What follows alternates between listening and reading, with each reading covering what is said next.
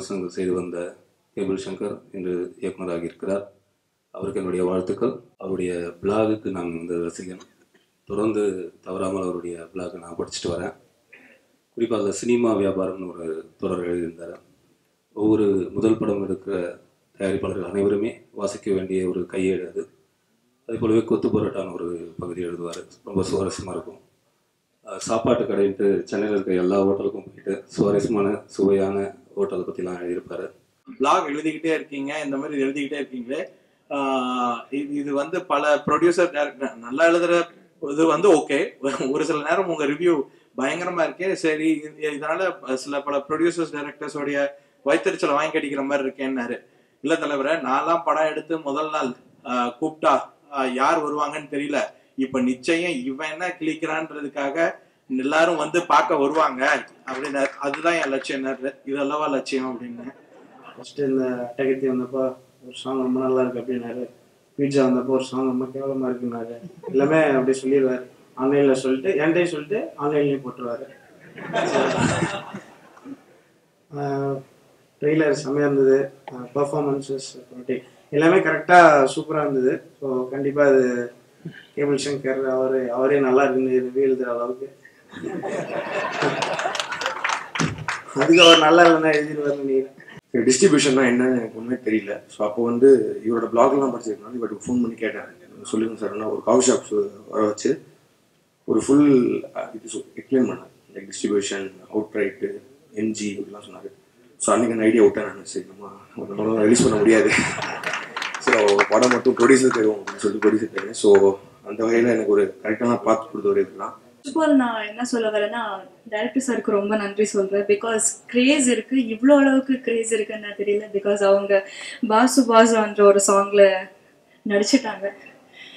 ரொம்ப சந்தோஷமா இருந்தது ஃப்ரேமில் உங்களை பார்க்கும்போது. கேபிள் சங்கருக்கு என்ன ஃபர்ஸ்ட் டைம் வி மேட் சும்மா நச்சுன்னு இருக்க முடிச்சு அந்த பீரியட்லாம் மீட் பண்ணோம். அண்ட் இந்த வாய்ப்பு என்னை நம்பி கொடுத்தாரு. ஏன்னா இட்ஸ் வெரி இம்பார்ட்டன்ட் ரோல். ரொம்ப இது வரைக்கும் நான் மூவியில் வந்து ப்ளே பண்ணாத ஒரு ரோல் கேரக்டர் நான் பண்ணியிருக்கேன். ஸோ என் கூட நடித்த ஆர்டிஸ்டாக இருந்தது Vinson sir and Balaji. Through அது மூவி எங்களோட காம்பினேஷன் ப்ராப்ளி இதில் ரொம்ப நல்லா ஒர்க் அவுட் ஆகும்னு நினைக்கிறேன். ஐஐடி படித்தேன். ஐஐடியில் பிடெக் ஏரோஸ்பேஸ் இன்ஜினியரிங் படித்தேன் நான். ஸோ அது படிச்சுட்டு நான் வந்து மியூசிக் பண்ணுறேன்னா எந்த பேரண்ட்டும் ஒத்துக்க மாட்டாங்க. ஸோ வேறு வழி இல்லை, நான் ஒத்துக்க வச்சுட்டேன். பட் ஆனால் பொறுத்து இருந்து till I get a success, அது வரைக்கும் we will bear with me, and not just my parents, my wife, my in-laws, everybody. So எல்லாருமே வந்து எனக்கு ஒரு சப்போர்ட்டாக இருந்து இந்த மேடைக்கு இந்த தினமும் நான் சக்ஸஸ் விழா மாதிரி பேசிட்டு இருக்கேன். பட் ஆனால் எனக்கு பொறுத்த வரைக்கும் இது உண்மையாகவே ஒரு சக்ஸஸ் மேடை. சமீபத்தில் வந்து சின்ன படங்கள் நல்லா ஓடுதுன்னு சொன்னால் அதுக்கு நம்ம கேபிள் சங்கர் தெரிஞ்சிருக்கும் விஷயம் என்ன விஷயம்னு சொன்னால் ஒன்றுமே இல்லை, தொழில் சுதந்திரம். அதாவது இந்த டைரக்டர் வந்து நடிகருக்கு போய் கதை சொல்லி அவர் நடிகர் அப்புறம் நடிகரை செலக்ட் பண்ணி அவர் ஓகேன்னு சொன்ன பிறகுதான் படம் எடுக்கிற சூழ்நிலைகள் எல்லாம் மாறி இப்போ டைரக்டர் சொல்ற கதைக்கு வந்து நடிக்கிற நடிகர்கள் வந்து புதுசா வர்றாங்க. அதனால்தான் சின்ன படங்கள் ஜெயிக்கிறதுக்கு ஒரே காரணம். பெரிய நடிகர்களுக்கு எனக்கு தெரிஞ்சு வரலும் எந்த நடிகருக்குமே கதை சென்ஸ் கிடையாது. ராம்கோபால் வர்மா வந்து வீடியோ லைப்ரரியில இருந்து அந்த படங்களை பார்த்து தான் அவர் வந்து எந்த குருநாதரோ இல்லை எந்த டைரக்டர் கிட்ட அசிஸ்டண்டா இல்லை. அதே மாதிரி கேபிள்ல பல படங்களை பார்த்திருப்பாரு, பல விமர்சனங்கள் எழுதியிருக்காரு. நிச்சயமா இது வந்து ஒவ்வொரு துளியா வந்து அனலைஸ் பண்ணி தான் இந்த படத்தை பண்ணியிருப்பாரு.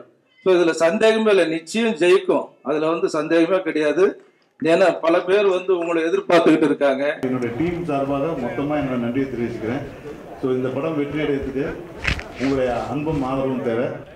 யாருக்கும் ஈவு இல்லை, இறக்கம் இல்லை, பாசு பாசு எல்லாருக்கும் வேலை வெட்டி இருக்குதாம்பா பாசு பாசு. அன்னைக்கு தண்ணி போட்டு பேப்பரில் படிக்கிறேன்.